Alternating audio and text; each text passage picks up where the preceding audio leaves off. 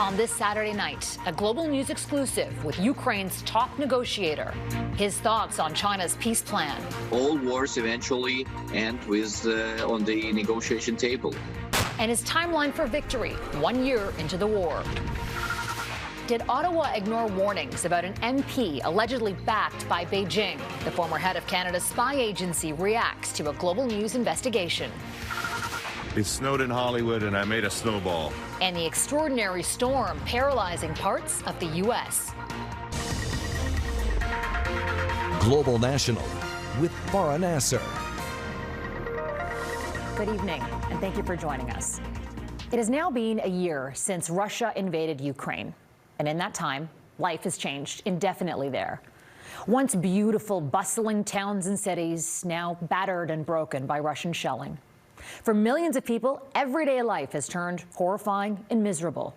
People have been returning to what's left of their favorite places, like schools, clinging to any piece of normalcy. And then there are historic landmarks, like this theater in Mariupol, damaged after Russian airstrikes hit. But it's really here, at mass graves like this, where we see the real cost of the war.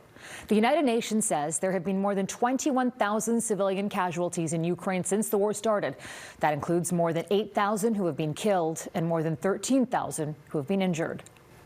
The Russian invasion started as a full-scale attack throughout different areas of its western neighbor.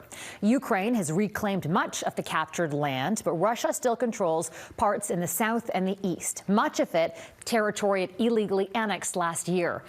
But the war continues with no clear signs of an ending. Joining us now in a Canadian television exclusive interview is Ukraine's chief negotiator in this war and leader of Volodymyr Zelensky's Servant of the People Party, David Arahamia. Thank you for being with us, Mr. Arahamia. You're a close advisor to the president. You've been with him since day one. How have you changed this past year, and how has he changed? That's a good question. Thank you. I think I did not change. At least I'm not seeing myself changed a lot. As for Zelensky, I think he became less patient in terms of, like before, every time that something bad happened, so he tried to analyze and, ask everybody, interrogate what happened and how we could avoid it in the future.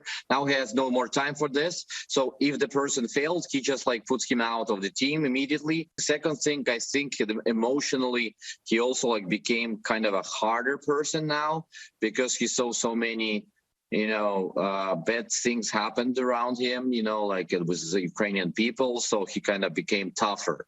Now, China has come up with a proposed peace plan on the anniversary. Do you think it could lead anywhere? Well, the good sign is China started to feel that they also need to participate in some kind of, mitigation of the war. Because before, if you took a look for a year, they tried to pretend that nothing happened. So it's a good sign that in their ideas or concepts, they saying that we have to obey United Nations statute, which which has to respect the legal borders of the country. So it plays for us. The bad sign, I think, is that there was no single word about a call to Russian troops to go back behind our borders. So it's acceptable for us. But we should consider China, I think, because it's so big and powerful. It remains kind of a neutral. So so far we have no evidence that they are supporting Russia with weapons or special military technologies. We just need to talk to them and see if their intentions are really serious or those intentions are just politics.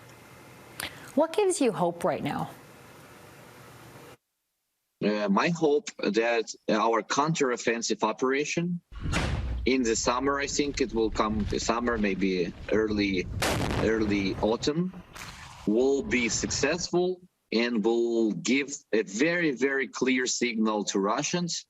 So to sit down and sign the deal on our terms. This is my hope.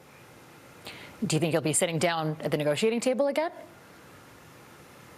Well, like diplomats, I'm not a professional diplomat, but I got so many advisors on this, like I talked to so many people around the world, and everybody is saying that all wars eventually end with on the negotiation table. So whatever, war it is, whatever scale it is, it's always end up in the same place, so that's why it's inevitable. David Arahamia, thank you so much for your time. Absolutely. Likewise. Thank you very much. 1 year into the war, and Canada has shown its support for Ukraine is as strong, if not stronger, than it was 365 days ago. But while the federal government has approved more than 500,000 applications through a specialized program for Ukrainians, less than a third have actually arrived here in the last 13 months. While thousands of Ukrainians wait to make their way into our country, Canada is showing Ukraine we're ready with open arms. Mike Drolet reports. On a bitterly cold day in Winnipeg, marching through the streets is the last thing anybody wanted to do. But how could this mix of Ukrainians and their supporters not gather on the one-year anniversary of the Russian invasion? What can we do? We just support each other.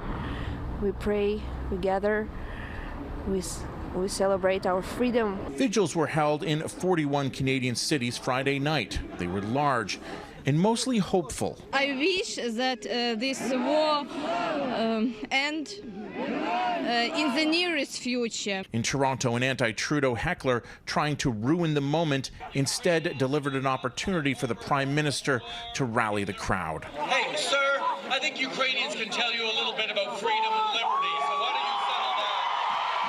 This is a night for them, not for you. The Ukrainian supporters cheered, but it was bittersweet.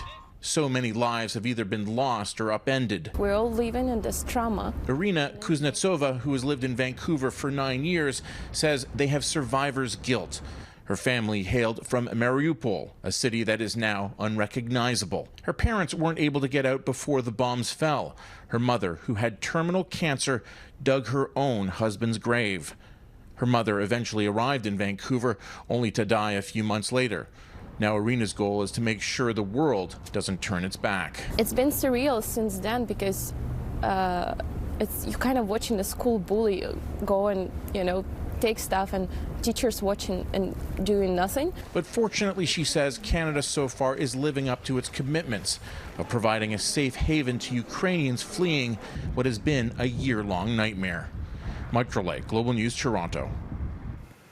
And in Ukraine, hospitals continue to be unsafe and have been under a constant barrage of rocket fire since the war began.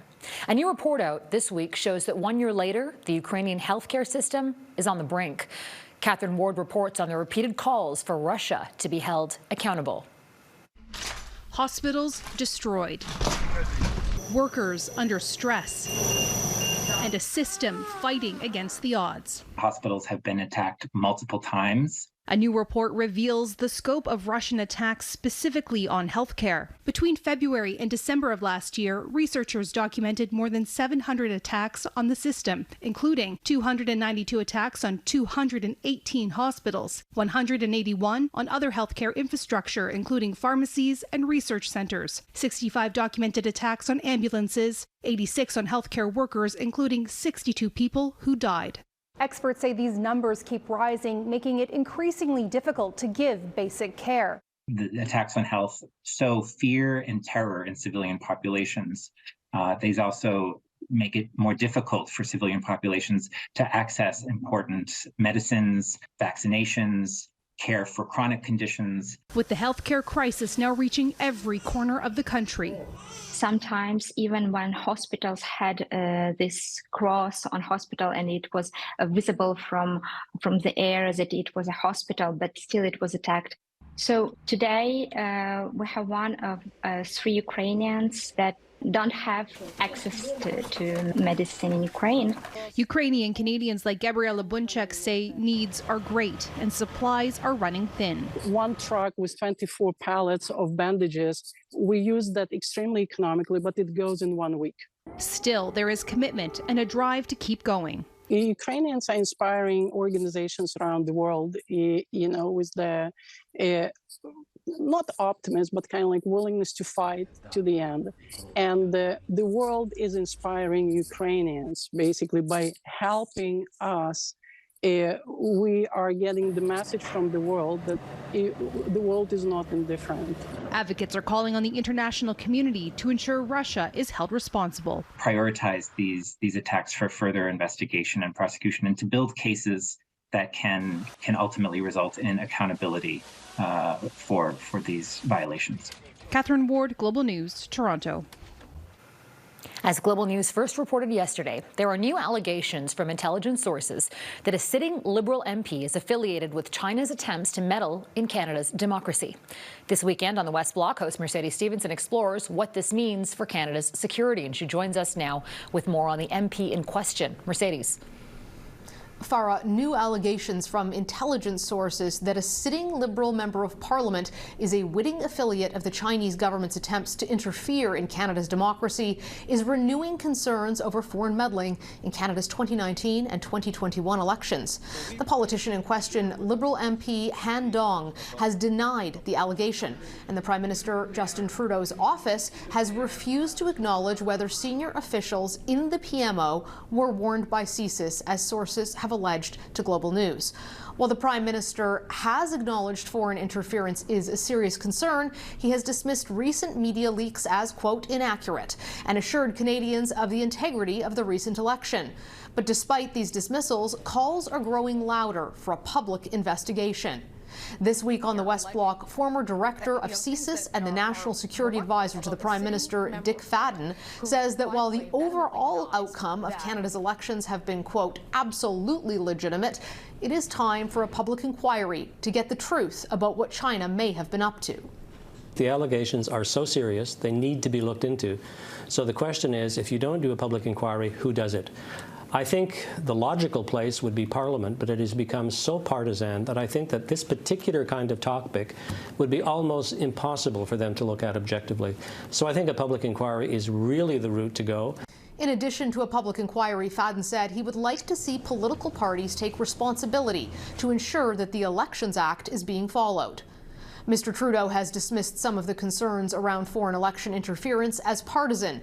But even if the Prime Minister did launch immediate action, Fadden says there is no quick solution. There's no silver bullet. This is going to take some effort. Dealing with social media and some of the ethnic press is going to take time. But I think the first thing we need to do is to talk about this seriously.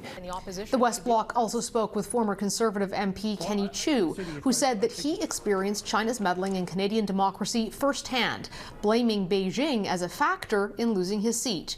Chiu says government action on the issue is long overdue. We'll have more on that story, plus Defence Minister Anita Anand is on the show to discuss Canada's newest pledge for military support to Ukraine and what it will mean for the Canadian Armed Forces. Farah? Okay, Mercedes Stephenson in Ottawa. Thank you, Mercedes. And you can watch the full interview with the former director of Canada's Security Intelligence Service tomorrow morning on the West Block, right here on Global. California's deep freeze. Coming up, the Golden State hit with blizzard warnings as rare winter weather fuels a monster snowstorm. Plus, uniting Ukraine. The critical railway network keeping cargo, aid, and people moving despite constant Russian attacks.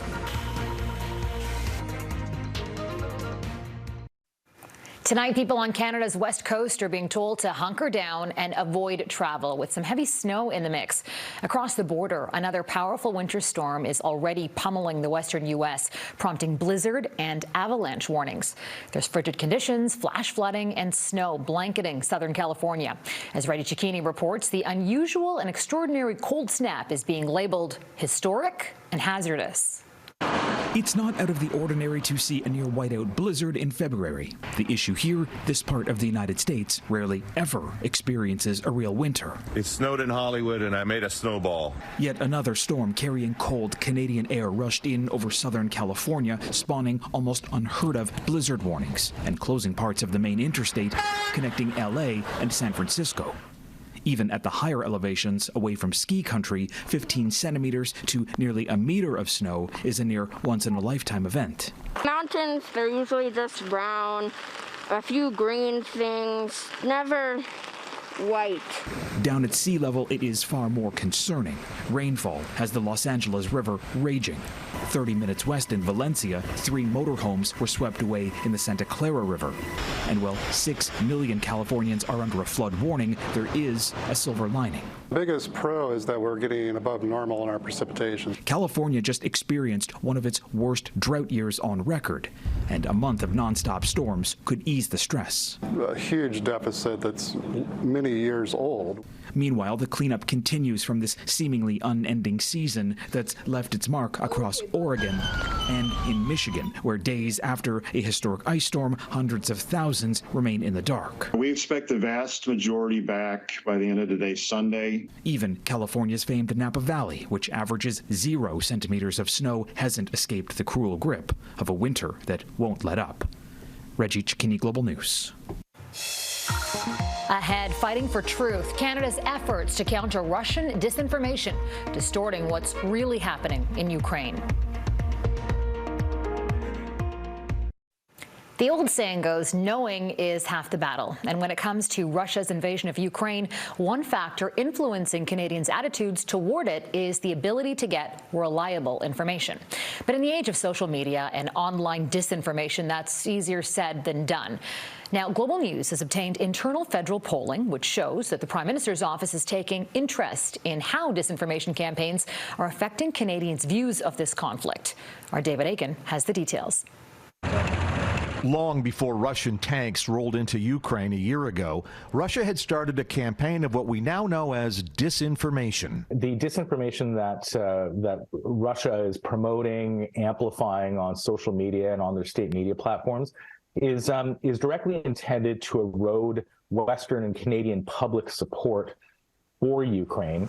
Last October, the Trudeau cabinet wanted to know how disinformation was affecting the ability of Canadians to tell fact from fiction. Through an access to information request, Global News has learned that as part of the weekly internal polling program overseen by the PMO, Canadians were asked, what impact do you think disinformation is having on Canadians' ability to tell the difference between true and false information about the conflict? 37% said it is having a major impact. 35% said it was having a minor impact, while just 17% said no impact. I hope that the government looks at these numbers and can clearly see that this is a significant problem, and that even Canadians, regular Canadians, are recognizing it as such.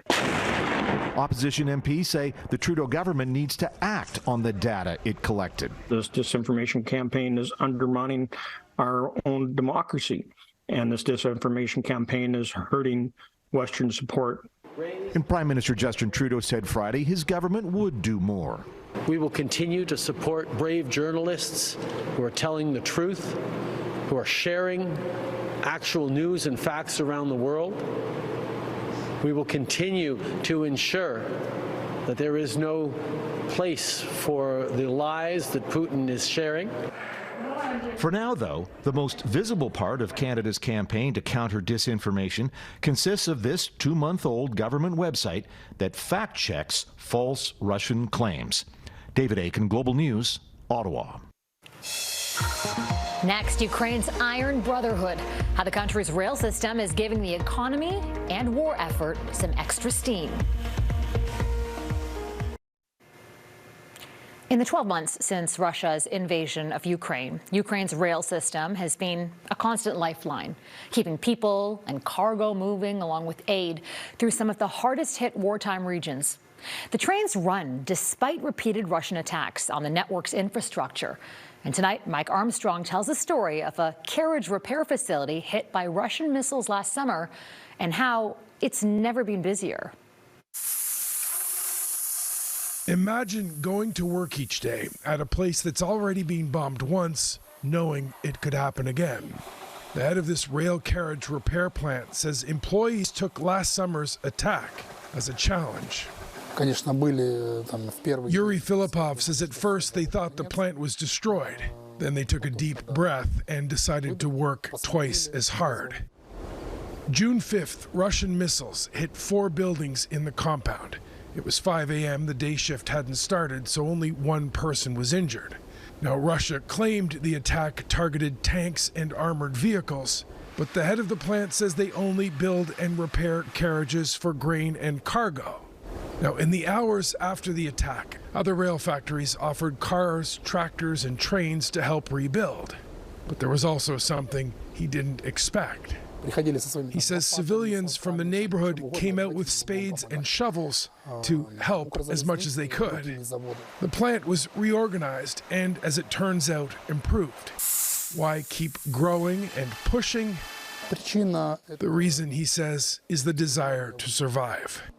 With seaports blocked, more grain and corn is moved by train to European ports. But the head of the rail system says it's about more than just the economy. It's also about morale. We had to show that there is at least something stable in the country.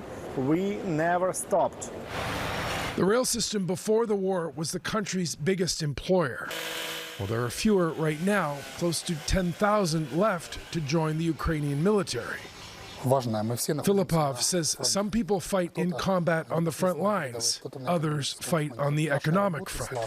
But when the war is over, he says, everyone will work together to rebuild. Mike Armstrong, Global News. And you can watch Mike Armstrong's full story on Ukraine's railway on the new reality tonight at 7, right here on Global. And then at 7:30, Global News will air a half-hour special to mark 1 year since the full-scale Russian invasion of Ukraine. And that's Global National for this Saturday night. I'm Farah Nasser, and on behalf of our whole crew, I want to thank you so much for spending part of your Saturday evening with us. Tonight, we leave you with the scenes of solidarity and support for Ukraine.